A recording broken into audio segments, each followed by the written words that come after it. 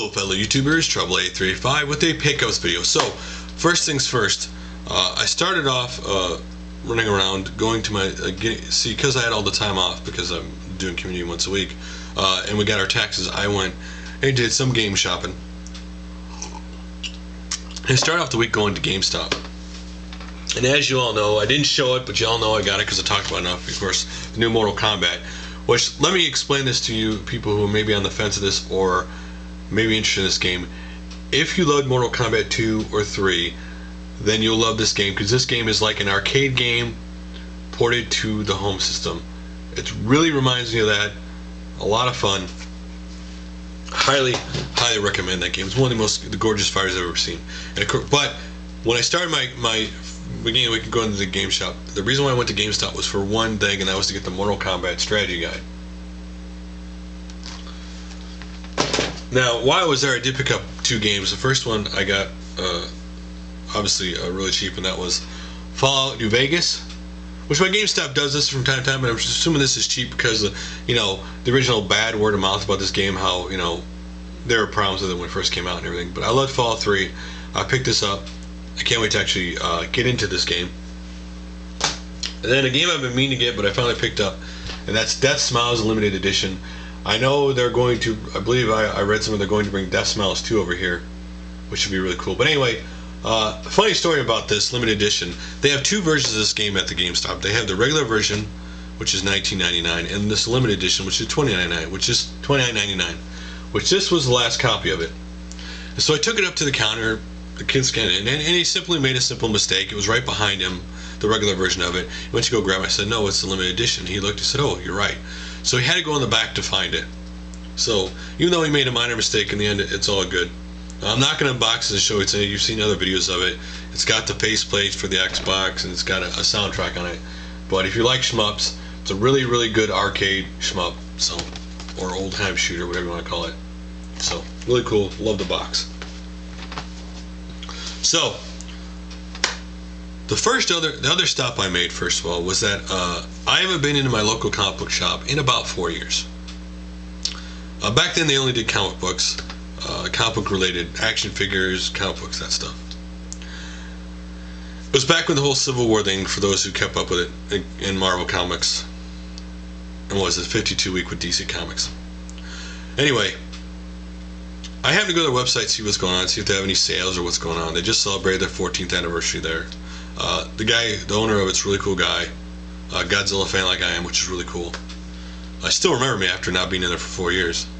I only went in there for 1 year. Anyway, and so I looked around, I walked in there, and I decided I'll go look for the old video games. And they now have action figure toys there they sell, which are mostly Transformers, but they're mostly from Robot in Disguise from 2004 on stuff. Nothing older than that yet.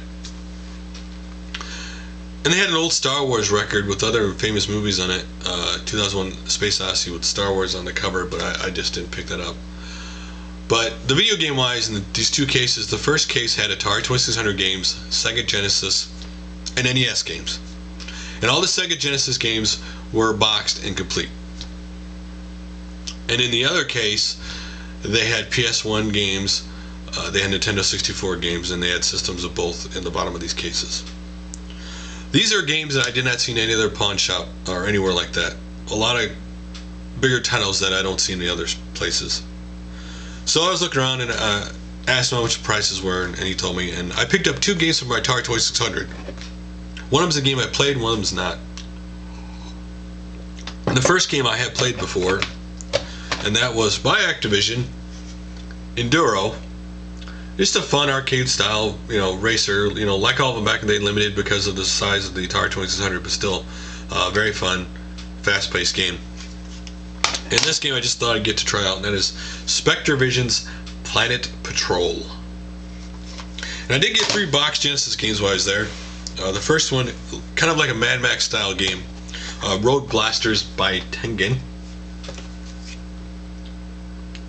The next one I got, because I loved Outrun in the arcade game, and so I picked this up because I did play this on the Genesis, Outrun 2019. Ironically enough, inside this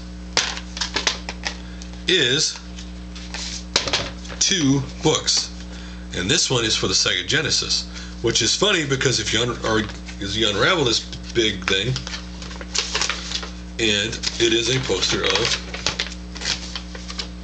the Game Gear poster. This is Game Gear Sonic the Hedgehog 2. And then on the back they have all the games and so forth and so on for the Genesis, because this is the Genesis poster actually, not the Game Gear poster. And the reason why Batman is kind of funky is because in this one, which is entirely for the Game Gear, the poster on this one, and I don't know if this originally came with this or not, I can't remember back in the day if every game had this or not back when this came out, is a Batman Returns poster. And of course on the back side it has a bunch of Game Gear games, which those are really cool, so maybe someday I'll frame them and put them up on the wall someday, which is really cool. I didn't expect all that to be in there, I just expected the instruction booklet. And the last one is a good old-fashioned shmup/shooter, and that is Forgotten Worlds, which Crow just put a video up on this game, ironically, the day after I bought this. And really cool game. So those are what I got at my local comic book store. Now let me explain. They had some really cool things there. Behind the actual register, to the side and back of the guy, he had, from the 1980s He-Man toy line, the original and complete Castle Grayskull sitting behind him, which was really cool for being, I used to love, I actually collected the He-Man Master Universe figures back in the day until they basically ended, when they started getting all the snake people and stuff like that. I collected all the way to the very end. So that was really cool. So let me show you the comic books I got there. The first two I got is because me and my wife loved this series, Doctor Who, the new relaunch of Doctor Who. No, I did like the old one. And this is his new companion. This is issue number 4 of the comic. And then this is the other cover with the new Doctor Who on the cover. And they had a third cover, but they didn't have it there, but there's a third cover out for this comic book, so that's really cool. But as you all know, I am a really big Godzilla fan. And I'd forgotten that a new Godzilla series came out in comic book form. Now, originally, I think Godzilla was originally done in Marvel, and then it was done by Dark Horse, and now the new one's being done by IDW. And the new miniseries or series is called Godzilla Kingdom of Monsters. Now, this is in a sense kind of a relaunching of Godzilla on the comic book form. I mean, they're retelling some of the stories for the comic book, not for the movie. So this is the cover of the first of the 4 covers that came out for this issue number 2. I'll have to eventually track down issue number 1. And this is what the next issue of it, the cover is going to look like, with Rodan and stuff, because this thing is about the rebirth or retelling of Rodan. But what's really cool in here, by the way, is they talk about, well, besides in June they start a 5-issue miniseries called Godzilla, Gangsters, and Goliaths. But what also they have in here is they tell you about a miniseries they just did, a crossover series on their line called Infestation. If I can say it right, Infestation number 1, which just came out, which sold out, and they're going to have Infestation number 2 for the whole crossover. This crossover for their series, and here's the series this crosses over to: Transformers, Star Trek, G.I. Joe, and Ghostbusters. So all 4 of those movie titles and toy titles, they've crossed over this comic book, which is really cool. And another cool thing for you is that one of the major fallouts they just had happen in the comic book, the G.I. Joe you remember from the 80s, was Cobra Commander is now dead. So now they have a G.I. Joe Cobra Civil War issue 1 starting in the miniseries of what happens when Cobra Commander dies, and the whole, I guess, power struggle between G.I. Joe and Cobra. So for all you 80s toy fans, I just thought it was really cool. So here are the other 3 covers I got. This one, and here's the most limited edition of the covers, which this is what a lot of comic books do now with limited editions. They're just black and white. They make a lot less print runs of it. And then the other's limited edition one with Rodan on the cover. So all that stuff is really cool. Godzilla, really cool. I can't wait to get them all, and hopefully they keep it going. Love Godzilla. So I did go to 2 local pawn shops. They're the same name, they're just on each side of town. And first things first, I picked up a bunch of Nintendo Entertainment System games. The first one is a game I used to play a lot, and that is good old Wizards and Warriors. Minus me dropping the game, of course. Next up is a game I used to play a lot. I love the old RC cars, so good old RC Pro-Am. This was just a fun game back in the day, and I put it now just to play once in a while. Arcade little style thing. And then a game I played a lot in high school when because they had Apple IIcs in the room right after I had lunch break. I had a computer class, and I'd go in early just to play this game, and that would be good old Marble Madness. To try to figure out how to get the ball around the level without going off the side, which was sometimes a very big pain in this game, but still fun. The arcade game Rygar. An LGN game off the movie I actually love, and that is the original Karate Kid. The game's alright, but still fun. And I love the original Pitfall on the 2600, and I actually liked this one too on the NES, and that is Super Pitfall. The last NES game I got there is by Tengen, and that is Super Sprint. So I did pick up a whole slew of Genesis games there too, and the first one I picked up would be RBI Baseball 4. And from the good old movie, obviously movie games that were alright, RoboCop 3. I just love they put first time on the Genesis. And then non-box Genesis games, I got of course the good old board game Risk. 688 Attack Sub. Ironically, at the comic book store they had this boxed. Because I picked this up at the pawn shop before that, I'll try it out and decide whether I want to get this boxed or not. And a game I used to have on the Genesis that I loved, which was Jungle Strike. Back when I did all those strike titles, one right after the other. And then good old original Mortal Kombat for the Genesis. And for more 80s nostalgia, Miss Pac-Man. And for more board game love, Monopoly. So I picked all those up. For the Atari 2600, I picked up two games, and that is E.T. the Extraterrestrial. I love the movie. I have a lot of fond memories of this game, even though this game is very frustrating at times. I still have a lot of fond memories of this game.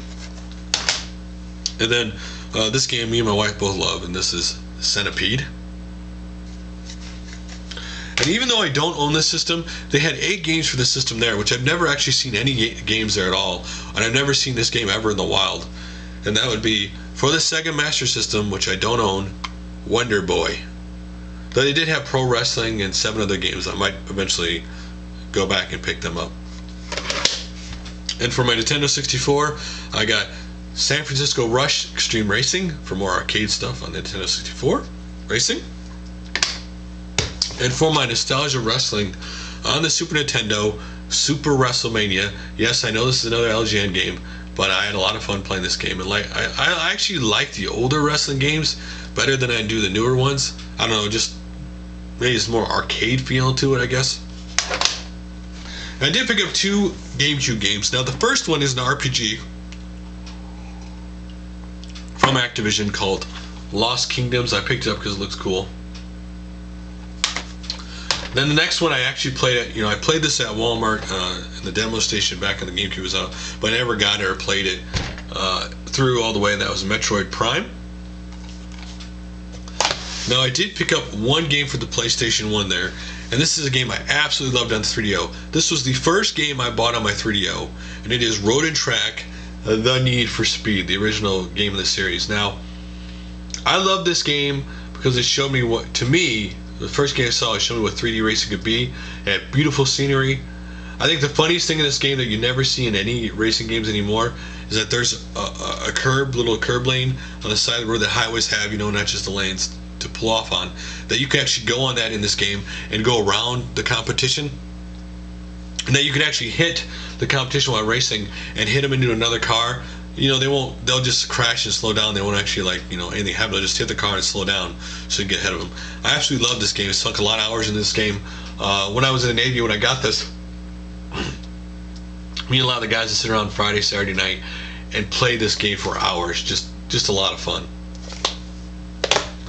So, I also did hit a couple garage sales this week and picked up a couple things. Now the first game I got is a PlayStation 1 game, because I do need to build up my PlayStation 1 collection, and that is Shrek Treasure Hunt.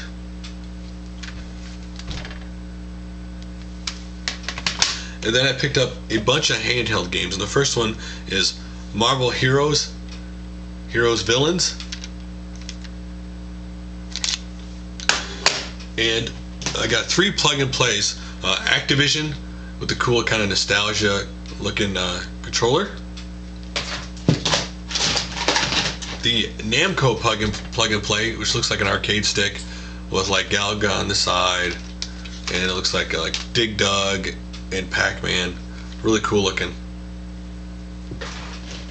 And the other one I picked up is one that I don't even really need to describe. You can just tell by the joystick that this is an Atari plug and play.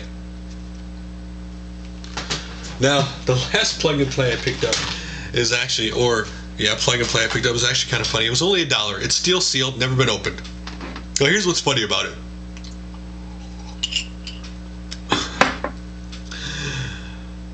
When I told my wife we're gonna get this, my wife looked at me and go, "You seriously gonna make me take this up front and pay for this? This is embarrassing that you're getting this."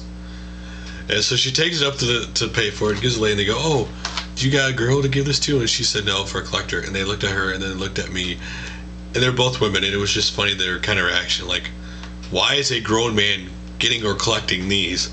And this was, no kidding, the Hannah Montana plug and play. I told my wife, I just also picked this up for a laugh, to get people to look at this and go, "I can't believe you're a guy, you'd pick up this plug and play." But still, actually it looks pretty cool with the whole guitar on the front of it and everything. But so, I'm not going to open it, but it's just cool to have. Maybe someday I will open it out of curiosity, but for now I'm going to leave it sealed. And the very last thing I got from a garage sale, my wife actually picked up at another one we didn't go to and surprised me the next day. It is a PC game. A lot of you would know this. It is Neverwinter Nights by BioWare. Of course, Dungeons & Dragons game, which I love those style of games. It's 4 discs long, actually. But here's what the artwork looks like on the inside if you've never seen it. It's 4 DVDs long. Or excuse me, CD-ROMs, because they didn't have DVDs yet. And then here's the little guide to it, which on the back to show you, coming in 2005, real-time strategy, Dragon Shard. But anyway, so make sure I didn't forget anything. Nope. That is all my massive amount of pickups I got. So now I'm going to get off here and I'm going to play some games. So, till next video.